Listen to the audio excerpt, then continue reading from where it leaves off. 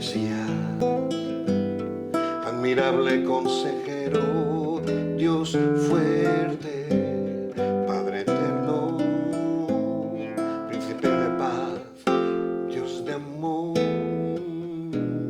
Mesías, tu imperio no tendrá fin. Mesías, tus juicios son justos, sentado estás al lado del Padre, recibiendo la adoración. Un placer de estar con vosotros. Aquí tengo a Marcos, Goyo y tú eres Juan Carlos. Hoy está siendo un día muy emotivo con la celebración del 50 aniversario del avivamiento de Burgos. Los tres sois de Burgos. Marcos, tú estuviste desde el principio. ¿Cómo fue tu experiencia? Bueno, mi experiencia, yo conocía al hermano de Goyo, Vicente Marcos, y regresábamos, hacíamos montaña, escalada, regresábamos de Peñaorada, de un sitio que escalábamos, y... ¿Qué años teníais? Pues yo creo que teníamos 16, por ahí, 15, 16. Y entonces, caminando y tal, porque lo que nos pasaba que cuando regresábamos no teníamos autobús y teníamos que hacer dedo, caminar.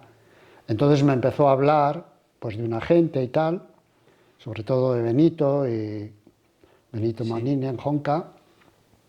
Y bueno, y después de eso, pues una de las veces fuimos a casa de Benito Manini en Jonca y ahí vivía, que estuvo 3 meses viviendo, Luis Díaz Britos. ¿Quién era Benito? Benito Manini en Jonca, en un principio era pastor finlandés de una iglesia pentecostal. Un pastor en Burgos de Finlandia. Sí.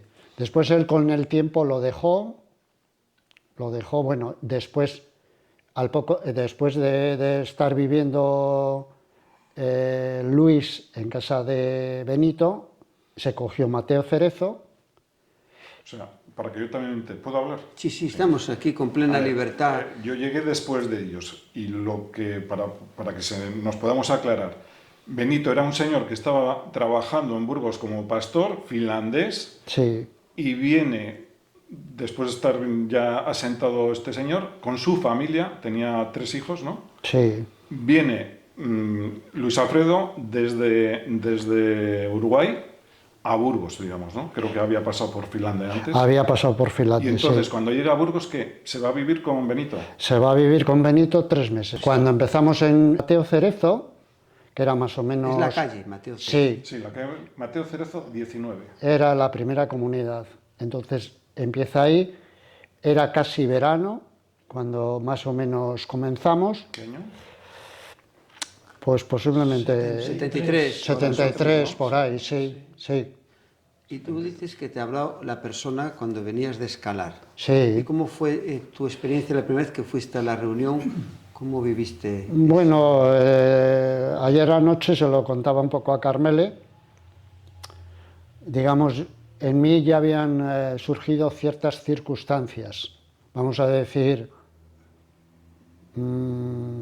trascendentes, tanto en la montaña como en tal. Habían sucedido ciertas, que no sé si se puede hablar, pero tanto el hermano de Goyo como yo tuvimos ciertas experiencias.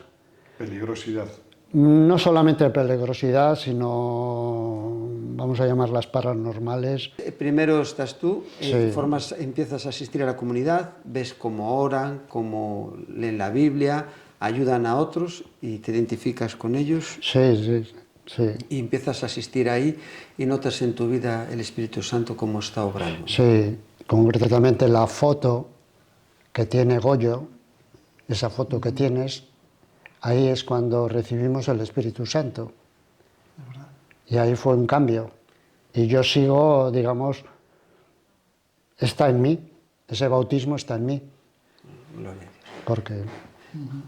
Entonces primero estuviste tú en la comunidad, al inicio, Sí. eres de los primeros, con el pastor que comentas de Finlandia, que vino Luis, o sea que tuviste venir a Luis Alfredo. Bueno, no, estaba ya Luis. Ah, ya estaba. O sea, ¿Cuánto llevaría Luis cuando tú le conociste en España? Muy poco tiempo. Muy poco. 3 o 4 meses. Sí. No, menos. Eres absolutamente Sí, de menos. los primeros. ¿Qué me puedes decir de Luis Alfredo para terminar el ciclo contigo y comenzar con Goyo? ¿Qué es lo que más te llamó la atención de él? Ahora que han pasado 50 años, ¿cómo le viste? Hombre, yo al poco tiempo,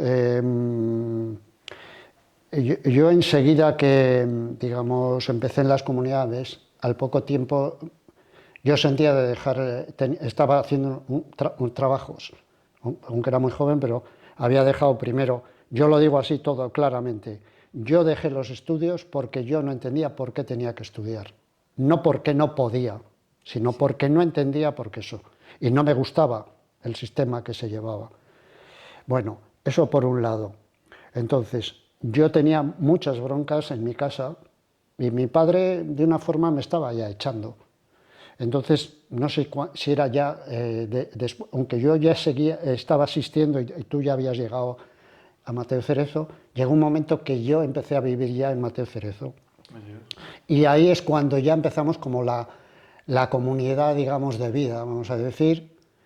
¿La primera? Sí, con Boc estaba Ana, después vino Viveka, que era de Suecia. Roberto, sí, Roberto Boc. No, era venezolano, pero tenía nacionalidad estadounidense por su madre, que era secretaria de una petrolera. Hizo bioquímicas este chico. Eso. Y bueno, él había estado muy metido en la droga, muy metido, y bueno, y digamos, pues fue salvado creo que en Nueva York o algo así, a través de algún centro de rehabilitación cristiano.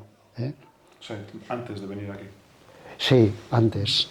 Y bueno, y después empecé a vivir con esto, y creo que con la conexión que yo tenía con Luis, pues aparte de la música, pues también compartí, y lo mismo me pasaba con Benito, el tema del arte.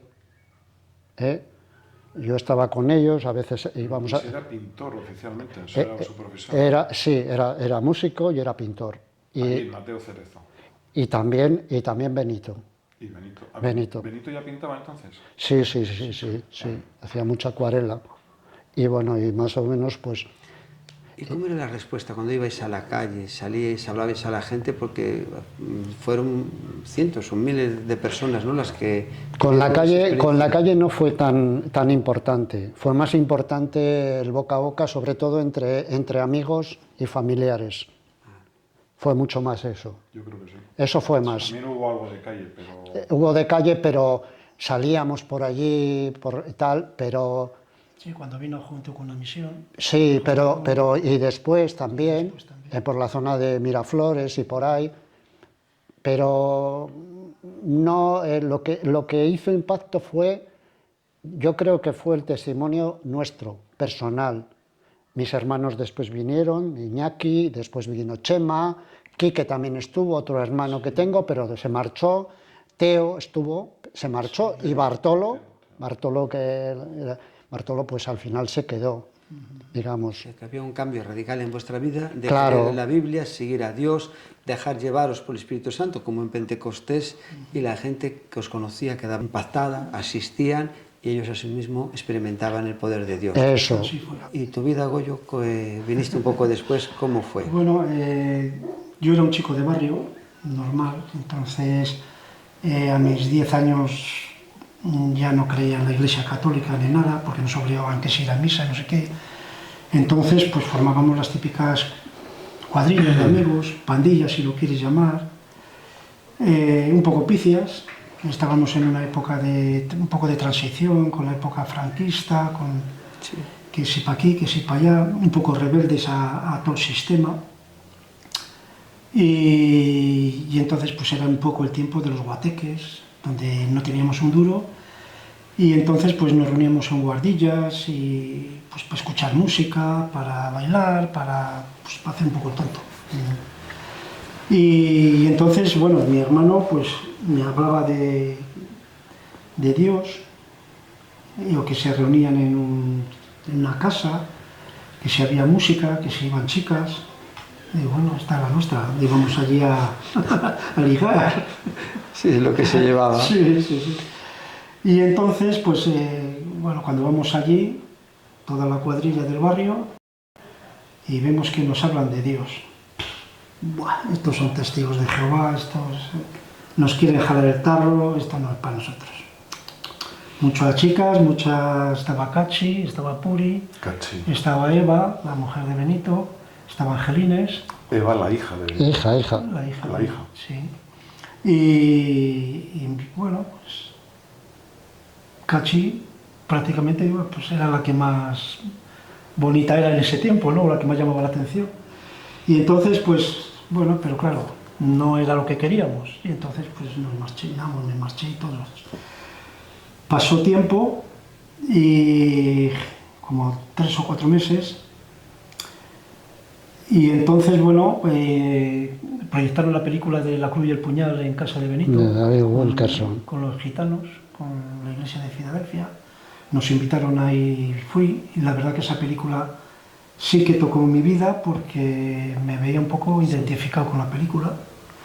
Bueno, no eran los barrios bajos de Nueva York ni nada, ni matábamos a nadie, ni andábamos con droga, pero las pocas picias que hacíamos llevaban a más, poco a poco, ¿no? De hecho, con Iñaki, tu hermano... Bueno, Iñaki, ahora que lo dices, Iñaki también le impactó mucho eso, porque mi hermano Iñaki llevaba un ritmo de vida que ayer se lo decía al cenar, se habría seguido, ya estaba llevando un ritmo de vida, trucando motos, fechorías por acá, cada 2 por 3 en comisaría, cada 2 por 3 tenía que ir yo a comisaría y no sé, a mí me debían ver como más así y al final podía sacar a la gente y tal. Y eso. Y entonces, pues ahí en eso pues se juntó todo un poco, ¿no? A raíz de ver esa película, pues bueno, pasó también otro tiempo y tal, y entonces aparecieron, estábamos jugando allí en el barrio, al fútbol y tal, y aparecieron Juventud con una Misión, Luis Bermúdez, con Juan de Mesa, y con alguien más por allí, y entonces vinieron a hablarnos, a testificarnos. Y yo claramente y sinceramente, la verdad que veías gente comprometida, gente con sinceridad, gente que lo que decía vivía, y entonces dije, bueno, ¿y qué es lo que hay que hacer para buscar a Dios? Pues nada, vete a tu cuarto y sí, arrodíllate o de pie o sentado y dile, oye Dios, si tú existes yo quiero conocerte, yo quiero que cambies mi vida. Y bueno, pues voy a intentarlo, por intentar nada se pierde. Y entonces pues fui a mi cuarto esa noche y oré, digo, bueno Señor, como me habían comentado, si Dios, si tú existes, pues yo quiero conocerte, yo quiero... Bueno, me entró tal miedo que me metí a la cama, me puse la almohada encima, digo, aquí no va a ser que pase aquí algo raro, y me lleven por ahí, ¿no? Algo. Y no pasó nada. Bueno, pues vale. Y me decían de leer la Biblia. Bueno, para leer, yo que en mi vida había leído un libro, ni ¿qué voy a leer yo aquí? Pues sí, porque un poco la escuela era la calle. Es decir, sí. Vivíamos en un barrio pobre y entonces pues ibas al colegio pues porque tenías que aprender, pero no porque no estabas motivado a estudiar, no había... La historia era que si tú querías comer tenías que trabajar y esa era la idea, eso de estudiar y demás era para los ricos. Y entonces pues bueno, total que bueno, me pasó como medio año y después ya otra vez volví a la comunidad. Y en la comunidad pues me encontré con Marcos, me encontré con Carlos Bartolo, me encontré con Iñaki, me encontré Willy. Personas que ya conocías. Sí. A Fernando, a Rafa Paino. Sí, porque como estaban con relación con mi hermano, pues les conocía de... Y entonces pues estaba Benito también y había...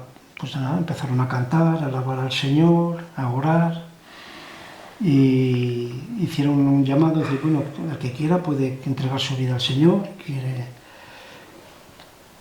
pues nosotros como no entendíamos ni pa, pues vale, pues si quieren orar con nosotros, pues vale, bien estará. Y entonces, pues Benito y Luis y tú, pues poníais las manos en la gente para convertirse, para orar por ellos. Os decían, tenéis que arrepentiros y creer en Jesús como Señor y Salvador. No. Yo al mismo tiempo veía en esa reunión, la verdad que se me cayeron todos los esquemas cuando oraron por mí, ¿no? Entonces fue como cambiar mi vida, porque veía la vida de otro color, ¿no? Entonces me veía pues que realmente, claro, que era pecador, que antes de que me levantaba de la cama y ponía un pie en el suelo ya la estaba liando. Y entonces ahí en eso, pues sentí un escalofrío, ¿no? Y no me quedó más remedio que llorar y clamar a Dios y decirle claramente, Señor, perdóname, yo quiero que tú reines en mi vida. Y ahí a seguir adelante. Me acuerdo de Carlos Bartolo, que también oraron por él en ese momento. Y claro, no estábamos acostumbrados que vaya uno a orar contigo y a echarte la mano encima, ¿no? Y entonces... Se pensaba que le iban a meter mano.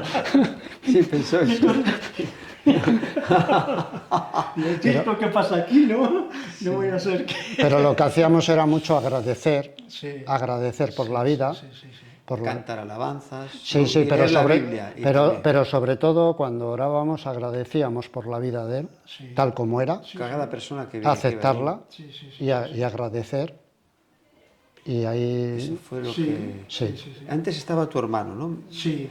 ¿Y en tu hermano no veías así alguna cosa que te llamaba la atención? Pues le veía que iba con una Biblia, pero vamos, como tampoco es mellizo mío, pero siempre hemos sido opuestos. Él ha sido como muy, con Marcos, muy aventurero y tal, yo era ya más de ciudad, más de barrio.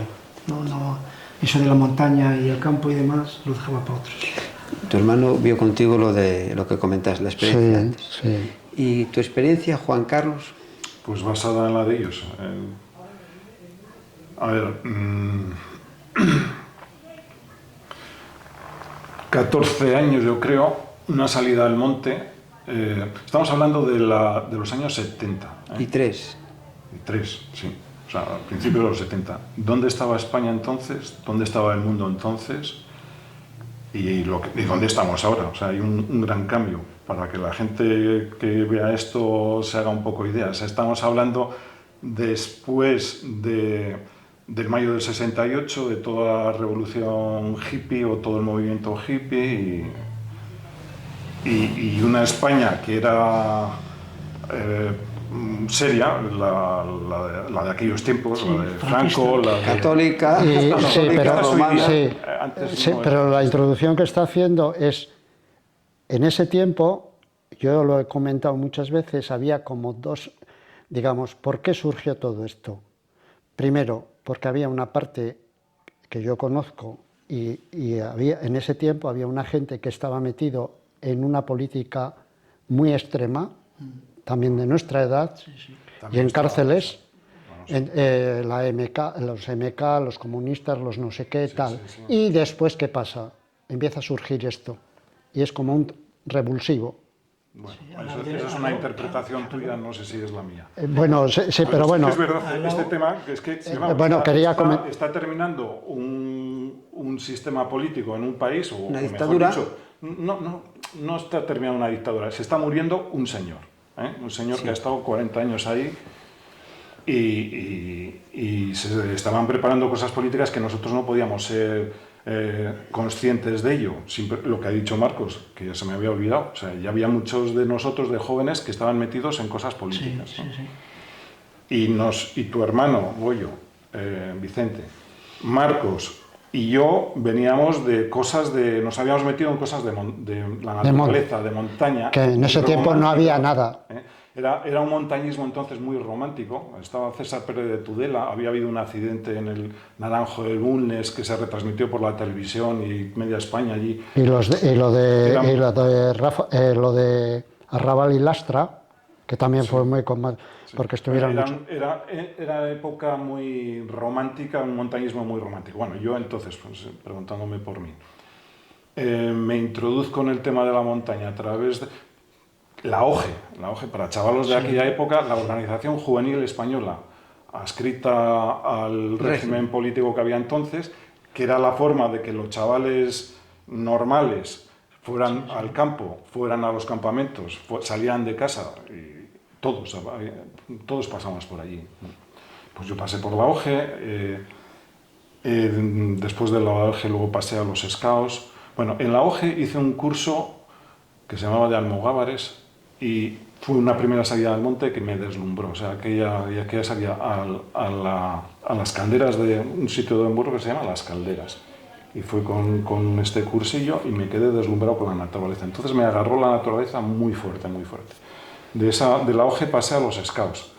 En los Scouts era un paso la cuestión era crecer en el tema del montañismo y de salir al campo y a la montaña. Entonces me voy a una cosa que era, junto con otro amigo de los Scouts, que se llamaba el Club Alpino Burgalés, que era el sumen. Dentro de mi esquema mental, de mi cosmovisión, era cuando llego a este sitio, que era para mí, por fin llego a un sitio ya de verdad, no de la OGE ni de los Scouts, había una cordada montañera, que eran los chavales más fuertes de todos, que eran 3 personas, Marcos, Rafa Paino y Fernando Gómez Iborra. Yo no les conocía, me dicen, joder, estos chicos de aquí se han marchado.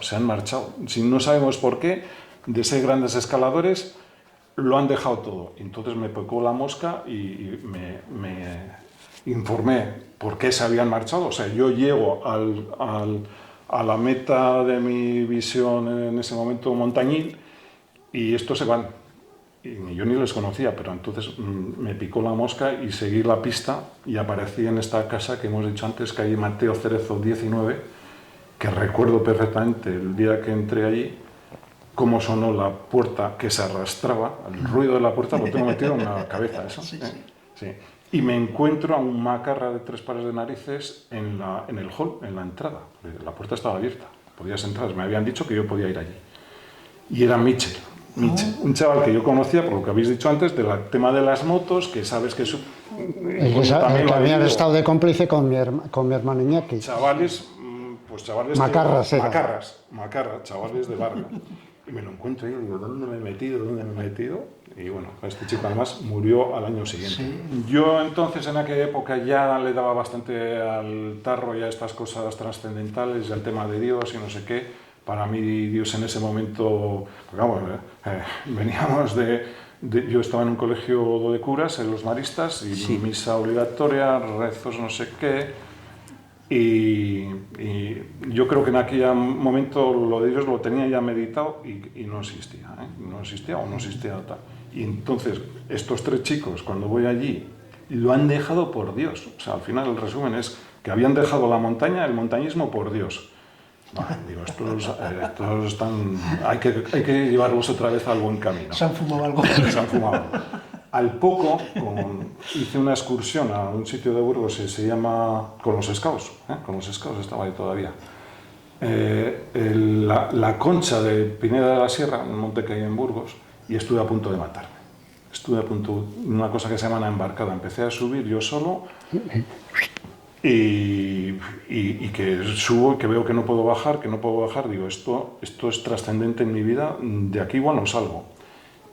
Y bueno, ahí tuve el punto de inflexión, porque ya había conocido esto de Mateo Cerezo, y ya pedí a Dios que me sacara ahí. O sea, para mí eso fue un momento vital, brutal, porque es que vi la muerte. O sea, es que subes y no sabes cómo... no puedo bajar. ¿Por qué? Porque debajo de donde yo pisaba se iba cayendo la costra de nieve. Es que solía hacer una cornisa.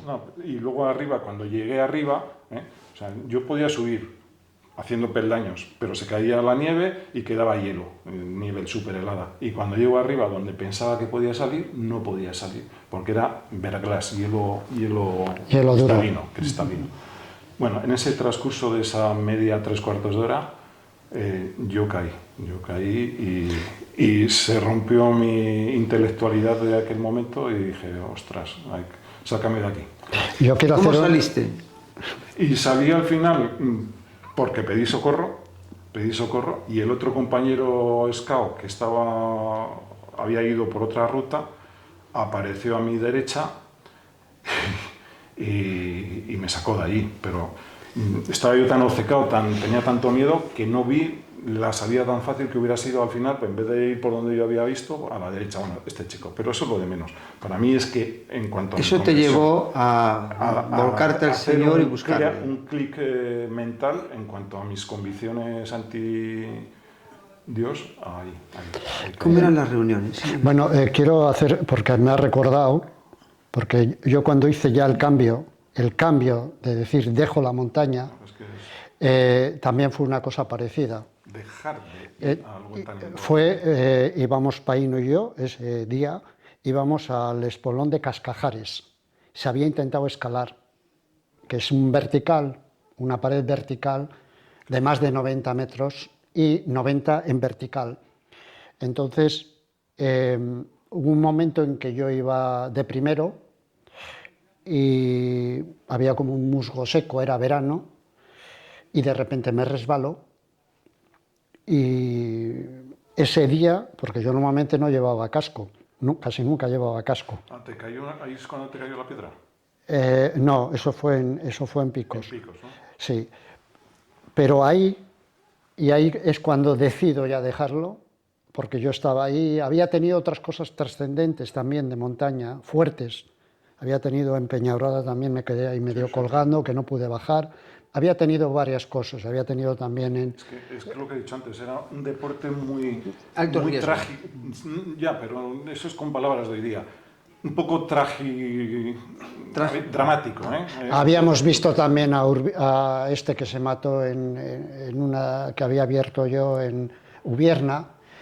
Todo eso se habían juntado cosas, otro chico de Torrelavega, se habían juntado... Estabas jugando la vida cada vez que Sí, ibas. entonces yo en ese espolón estaba con Paíno, ese día no había ido Fernando, y yo estaba abriendo, ya estaba como el segundo o tercer largo, ya íbamos a coger la recta final, ¿no? Que era un diedro.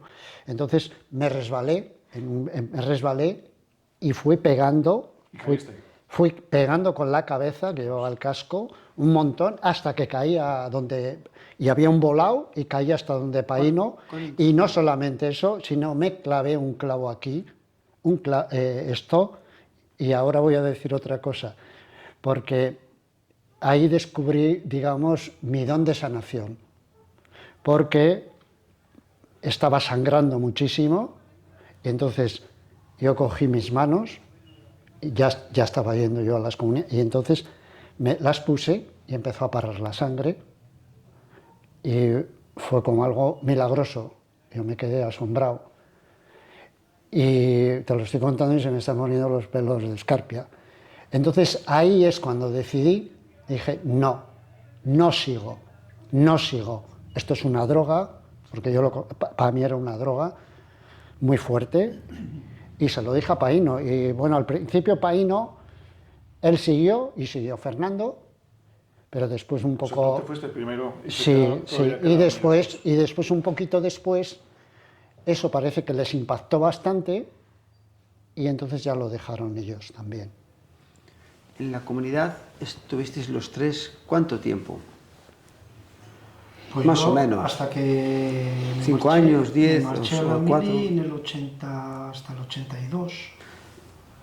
Y Porque no en Mateo Cerezo. Porque en Mateo Cerezo llegó un momento que había tanta gente que lo que decidimos era pues, buscar otros medios y entonces y trabajar en otros barrios de Burgos, con lo cual buscábamos pisos y guardillas para abrir otras comunidades. Entonces estaba la comunidad de Casillas, estaba la de Albarfáñez, estaba la de San Esteban, estaba la de Cazmiel, estaba la de Talita, unos romanceros, y entonces pues allí se hicieron comunidades de vida. con chicos y chicas. Chicos y chicas. ¿Los vecinos ponían problemas? Al principio sí, claro. Pensaban hippies, algo así. no solamente Pero bueno, hippies, antes, y que estábamos haciendo el amor constantemente. Por eso, Y en Quintana Dueñas lo mismo. Iba la policía a veces a veros. Sí. De hecho, Sí. una vez en Brieva Se llevaron a Carlos, se presentó allí en la policía y secreta. a Manolo. A Manolo. Y a Manolo. Como era su cumpleaños, le respetaron. Manolo era un chico que estaba en rehabilitación, que era sevillano, y iban a buscarle a él. Y entonces, como era su cumpleaños y tal, se presentó allí a las 11 de la noche la policía secreta y se le iban a llevar, pero por miedo a que se escapase, se llevaron a Carlos Bartolo, que era el responsable de la comunidad esa. Bueno, yo estaba ese día, yo también. A mí no me- Muy posterior a esto que Sí, pero bueno, hablábamos antes de todo esto, antes de haber esa bifurcación o separación de... No. Sí, Expansión. expansión. Sí, En Mateo Cerezo, que ayer se lo recordaba yo a Luis y yo tuvimos que ir a pedir audiencia. Nosotros ya sabíamos, en la reunión solía haber secretas más jóvenes y solía haber. Y entonces Habrá habido algunos. Si era secreta, no. eran secretas, quiero decir, se les veía. decían se a lo le- mejor que querían conocer, Sí, saber. sí, se sentaban allí con nosotros. sabéis vosotros Sí, más o menos, sí, os sí, daba- hombre, se les reconocía fácilmente. Entonces, Luis y yo solíamos pedir tanto audiencias al arzobispo II, Sí, que me prohibió casar. que había un dicho en Burgos que decía carcas, recarcas y don segundo. Y también pedíamos audiencias al gobernador civil, porque había denuncias, había cosas, y normalmente íbamos Luis y yo a estar estas audiencias. Sí. Entonces, ahora, para terminar, cada uno, si quieres, empezando por aquí, unas palabras así sobre Luis y mirando, no me miréis a mí, a esta cámara, decir una despedida, si queréis, para la persona que de esa experiencia. Marcos. Yo le consideraría un amigo. Como he contado, pues las cosas fueron surgiendo. Muy bien, muchas gracias. Juan Carlos. Pues totalmente, mi experiencia vital ha sido totalmente diferente a la que está contando Marcos, aunque también haya ido por ahí algún caminos parecidos. Ahora soy ateo, soy absolutamente ateo, convencido no lo siguiente. Entonces, ¿qué estoy contando aquí y de qué estamos hablando aquí? Que para mí fue una experiencia muy bonita, en unas edades especiales, en un momento histórico del país especial y todas esas cosas. Creo que la religión es muy importante, o sea, el creer o no mío es una cosa que no tiene trascendencia en cuanto a lo que veo como lo que es la religión. Y bueno, pues eso, tengo más que nada un juicio sociológico sobre todo aquel tiempo muy bonito, ya digo, muy bonito. Y que no quita que yo tenga ahora esta postura personal en cuanto a mis creencias o sea, es que cuando he empezado a ver a la gente abajo, me acuerdo de los nombres, cuando he visto a Goyo, macho, que llevamos sin vernos 45 años, tranquilamente, y me sale inmediatamente el nombre de él, del otro, del tal. Eso. Es un reencuentro, ¿no?, que estáis viviendo con mucho Con intensidad, afecto, cariño, intensidad. con intensidad. Que en aquel tiempo, en Mateo Cerezo, se presentó una mujer de Venezuela, que era la madre de Roberto Quile, que fue la que trajo conocimiento del bautismo del Espíritu Santo. Y una noche estábamos orando allí todos juntos, se hicieron ya las tantas de la mañana, y orando unos por otros y alabando al Señor y demás, pues recibimos el poder del Espíritu Santo, con lo cual eso marcó toda nuestra vida para salir a la calle con poder, a testificar, a hablar del Señor, a compartir el amor de Dios, y que bueno, el que esté viendo esto, que sepa que Dios nos ama y que estamos aquí de paso y que tenemos una vida eterna. Y que busquen a Dios, que tenemos un Dios de amor, no un Dios de temor, y que siempre está dispuesto a sacarnos de donde estamos. ¿Y de Luis? Hombre de fe, de lucha, y que ha estado siempre al pie del cañón, que ha tenido sus debilidades como todo el mundo, que ha habido aciertos y igual no aciertos para algunos, pero bueno, que siempre ha estado ahí, que sus canciones siempre han sido de bendición, que eran canciones que llegaban a la gente porque eran muy humanas, porque eran muy normales, porque eran muy sinceras y que han sido de gran bendición. Ha sido toda una enorme bendición, muchas gracias. A caminar sobre el mar.